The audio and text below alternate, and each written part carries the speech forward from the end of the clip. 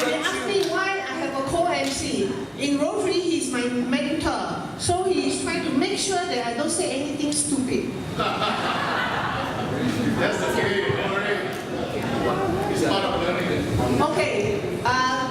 This evening, we are having many Rotarians in the audience. If you are Rotarian, please stand up. And I know many of them are still outside. Can you call Richard on? Richard on! Where are you? Venus, Linda, James, Jinko Wayne, all the Rotarians, can you please come in? Where you get the And I have our AG, is it? Brown, Pereira, like supporting me. Yep. Someone from the district. And we have many Rotractors. You saw in the afternoon having a very fierce competition. They are Rotractors. Next time, we are just waiting for more Rotarians to come in. That's all. Okay. I have to talk about what is Rotary because they are not Rotarians. So for Rotarians, please excuse me if I said anything wrong, right? Yeah, Rotary is an organization with 35,000 clubs all around the world. The membership is more than 1.2 million all around the world. In Singapore, we have how many clubs? 72, right? 23 in Singapore alone. In our district, it's called District of 3310. Going to have 73 clubs, correct? Yes, we are going very, very strong. Yeah. And the Rotarians work hard to do all these things together. Help me promote peace, mother and child. Come, Angela. Water. Okay, I have to text you. And Jinko Wayne, what else we do? Education. Support education, grow local economies, correct?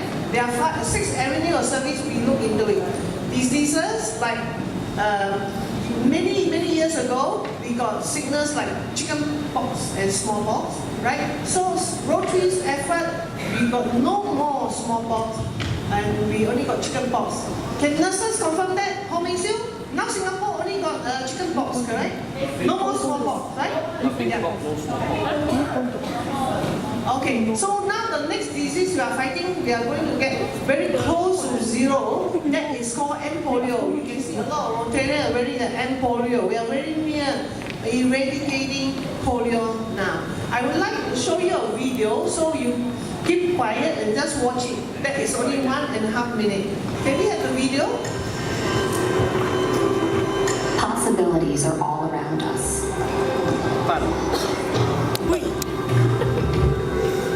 Everywhere we look, we see opportunity. We see potential in unexpected places. And when we share our ideas with others, we know they'll see it too. And bring new perspectives. Blend unique skills. And take action in the communities all around the world that we call home. When people come together, that's when real change happens. Like transforming an old bus to feed hungry children. Or providing life-saving equipment to those who need it most. From fighting disease to rebuilding schools. We turn what we see into what we've done. We are people of action.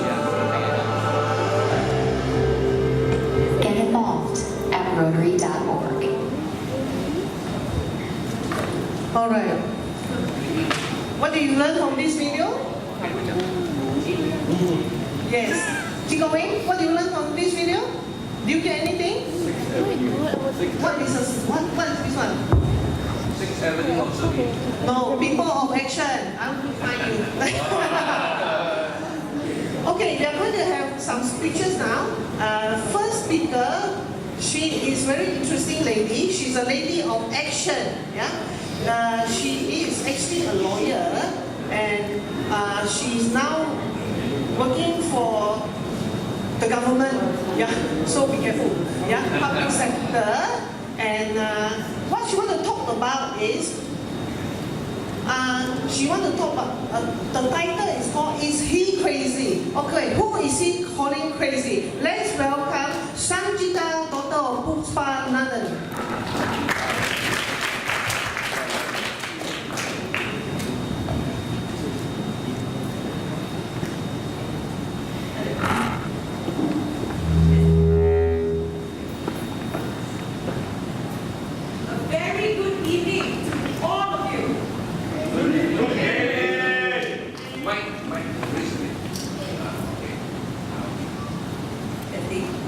Can you hear me? Yeah. It is my immense pleasure to be one of the very first speakers this evening.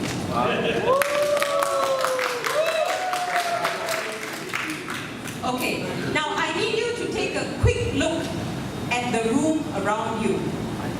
Quick look. Around 1 in 10 of you at the age of 65 and older will have Alzheimer's dementia. So this is proven, and I'm not just scaring you. 1 in 4 of you at the age of 85 to 89 will develop dementia. When that happens, you will lose your memory, you will lose the right words, you will forget the faces of your loved ones, and you will lose yourself. And that is when people around you will whisper, is he crazy? Is she crazy? No, you are not. My name is Sangeetha, and I come to you today not to fearmonger, but to raise social awareness on this issue. I come to you because I spent years caring for my grandmother who developed Alzheimer's dementia, and I want the world to hear me today. My speech will focus on 3 areas. Now, what is dementia? Let's clarify some misconceptions. Number 2, what can you do to prevent or prolong mental decline? Number 3, what are the schemes available out there to help families and caretakers? So it's a very somber topic, but it's right after dinner, and I'm actually a very enthusiastic person who has chosen this very sullen and scary topic. So bear with me, but I will try to amuse you. What is dementia? Okay, the thing is, I've asked colleagues, ex-colleagues, friends, professionals around me, do you know what's happening to the elderly in your family? Have you heard of dementia? Have you heard of Alzheimer's? And they look at me incredibly perplexed. And then I realize, unless you have taken care of your grandparents, unless you grow up with grandparents, you live with elderly, you are not bound to realize the true impact of this disease that is taking over our nation. We live in a very nuclear Singapore, where it's usually the father, the mother, the children. So many kids grow up these days without interacting with elderly in their family. So let's get to the root of it. What is dementia? It's a symptom. It's a description of ultimate cognitive decline. And there are many causes. Alzheimer's disease is one cause. So it's a bit like when a husband and a wife have communication breakdown in a marriage. Your brain essentially stops communicating. So you have your synapses in your head, and they are sending messages to one another, but none of the messages are getting delivered. So that is Alzheimer's. Next one. Another cause of dementia is stroke. And when you hear of stroke, there is this image created in your mind of this one-sided picture that we see in movies. No, that is not the only kind of stroke. There are major strokes. There are also what we call silent strokes. My grandfather suffered from a major stroke. My grandmother suffered from silent strokes. And you never truly realize what's going on in the brain until it's too late. So stroke is another cause for dementia.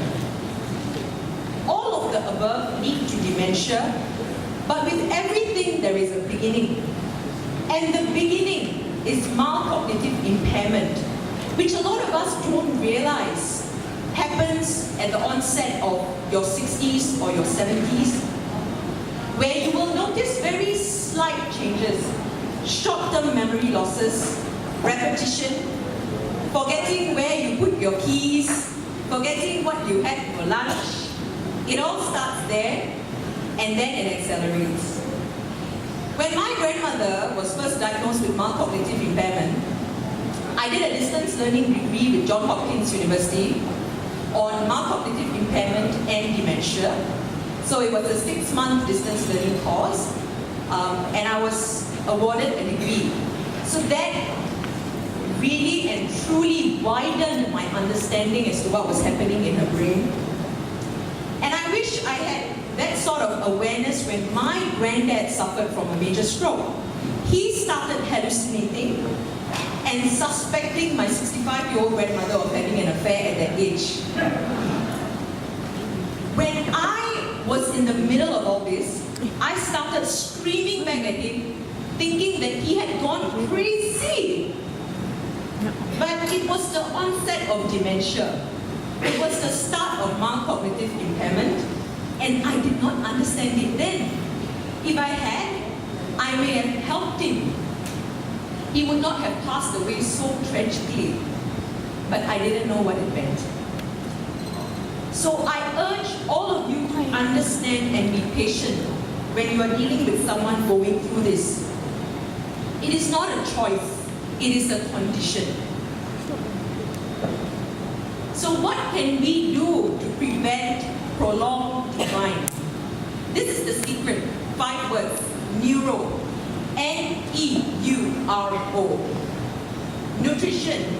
The concept is simple enough. Okay? Imagine an engine. You need to keep oiling it.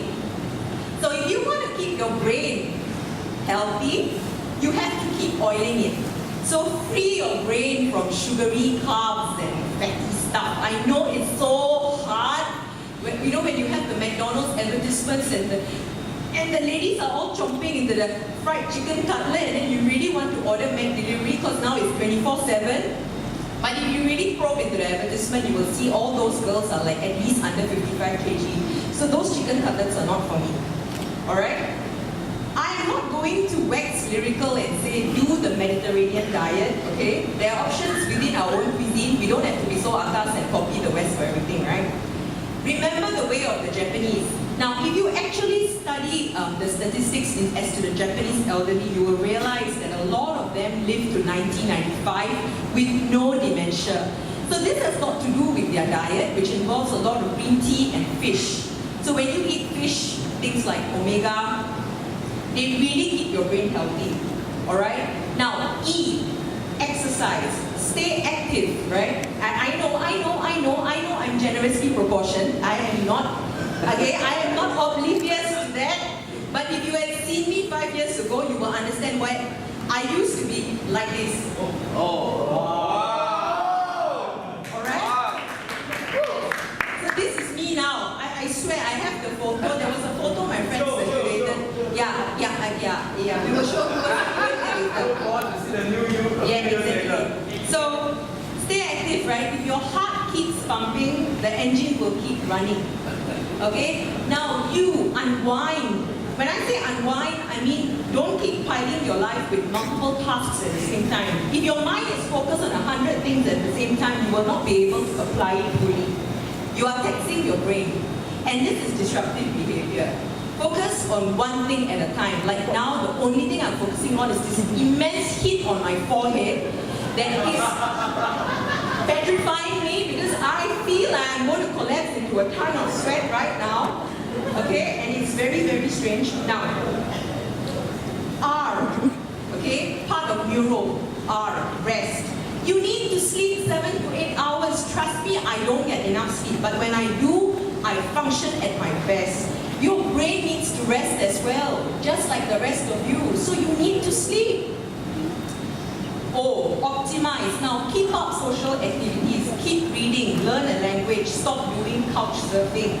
Right? Go surfing. You need to apply your brain. You need to be involved in stuff like this. Why do you think I'm here? It's my first speech. Right?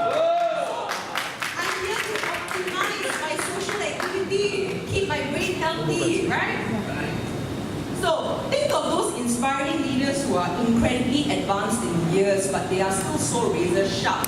Like S2270028, our dearly departed, even our Mahathir, Mr. Mahathir, right? Our special PM from Malaysia. Our own minister mentor. Think of all of them. They are so inspirational. How is it that they are so advanced in age and yet so functional, so inspiring, so sharp?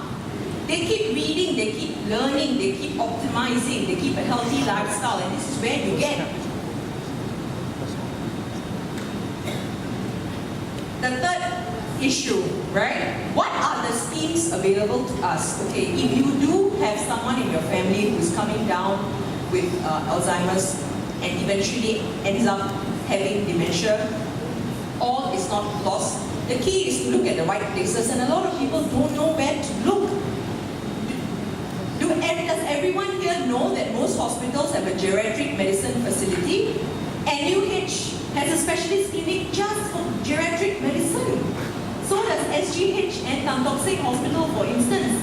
These hospitals help you diagnose your elderly, test the level of cognitive decline, give them preventive medication. There's a thing called an Exelon patch that you can actually apply on your elderly grandparent or parent that will slow down the progress and the onset of dementia. These are your loved ones. If you don't act fast enough, it's too late. Your life is not a gamble, so don't gamble it away. And they've been for us when we were there, when we were young, so it's now our time to do something back for them. Ask hospitals about the schemes available. There are several subsidies. There are foreign domestic worker subsidies. There are caregiver training grants. All of these are available. The Agency for Integrated Care actually has all these plans prepared for the elderly. We have an aging population in Singapore. Whether or not you want to admit it, whether or not you find my topic boring, is of least concern to me. I need to raise social awareness on this. We have an aging population. You have to embrace it. Look in this room. Look at this room. Half of you are above the age of 50. But you are so full of life. You are inspiring. And that's where we need to head towards. I'm not denying that. Okay? There are also a lot of independent services like this entrepreneurial startup called www.carer.com.sg. They are in partnership with SG Caregiver. So startups like that actually offer freelance nurses and caregiver training aids that will help you. So if you're working adult and you have a father at home who needs some nurse to accompany him to an appointment, you can tap on services like this. Just don't leave them alone. Just don't leave them to die. Now, remember something. These people, they are not crazy. They are not reacting in the way they are on purpose. They can't help it. My father passed away from a brainstem stroke, okay? My grandmother passed away from dementia, so did my grandfather. Everything runs in my family. So does the deadly sugar disease, diabetes, right? Why do you think I avoided the parts out there? Now, I am generously proportioned, but I will fight the fight because it is all up here, right? The mind makes us who we are, it makes us tick. So I will keep ticking until this battery runs out. So what is dementia? What should you do? What is out there to help you? I hope I covered these 3 topics. Remember, they are not crazy. They are just misunderstood. So let's try to understand. Thank you.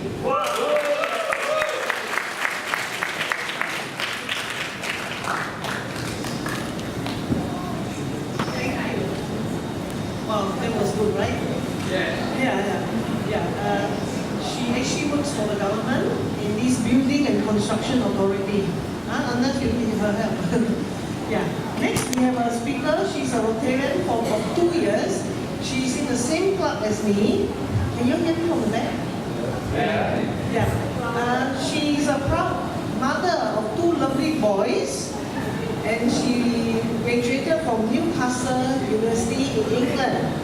And today the topic is inspired by small little things. Let's put our hand together for StephanieSong Day.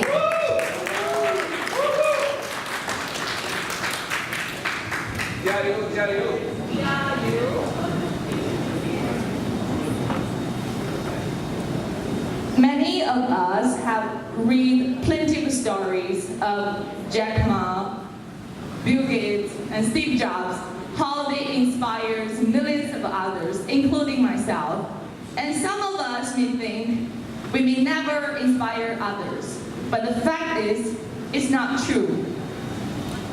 6 years ago, my life changed completely after delivering my first baby, Stephen. By the way, my midwife and the lactation consultant is here. Thank you very much for coming. When I hold him in my arm for the first time, he's a completely stranger. But from that moment, I know what unconditional love means. And also I knew because of him, I may end up marrying his father forever. That's a life commitment. As soon after we came home from hospital, I know I would never have time to rest, ever again. I don't know how to become a good parent, I have no clue. Until one day, I came back from supermarket with Stephen sitting in a stroller. I was thinking I was carrying so many stuff, how am I going to cross the gate? And then magic things happened. There's a little boy who's about 4 or 5 years old. He was sitting on the school bag, and when he saw me, he immediately got up, pressed the button, and hold the door for me. That was magical. Very thoughtful and sweet. I said thank you, and he said, "You're welcome." It's a very big smile on his face. And until today, I still remember the big smile face. Because I was inspired.